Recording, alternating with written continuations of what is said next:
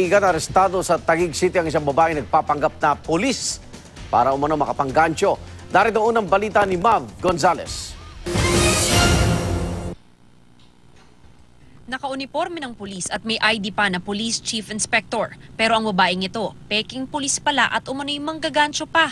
Arestado ang suspect na si Sait Olagera sa Taguig kahapon ng tanghali. May nag-report daw sa pulisya na may nagpapanggap na pulis sa loob ng Navy camp sa Fort Bonifacio. Allegedly, merong female na certain person na naka-uniform ng athletic uniform and introducing herself as a Police Chief Inspector or Major from the PNP. Upon examination ng mga police personnel natin, nakita nila na yung ID niya is fake.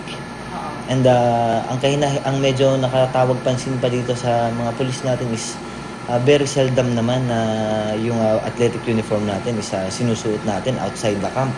Marami na raw na biktima ang sospek at nakipagrelasyon pa sa isang miyembro ng Philippine Navy. Ang modus ng sospek, magpapakilalang pulis at kakaibiganin ang biktima. Mangungutang siya ng pera pero hindi na ito babayaran. Hindi bababa sa 3 miyembro ng Navy ang nabiktima ng sospek. Internal cleansing namin tapos meron mga ganitong civilian na yung mga maliliit na act nila is nadudungisan yung pangalan ng PNP.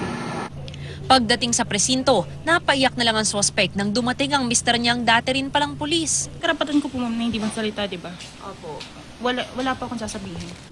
Pero naon niya nang sinabi sa mga pulis na hindi naman daw niya intensyong manloko. Makakasuhan ng usurpation of authority ang sospek. Hinihikayat naman ng pulisya ang mga tinakbuhan ng pera ng sospek na maghain ng formal complaint sa Taguig Police. Ito ang unang balita sa Taguig. Mav Gonzalez reporting.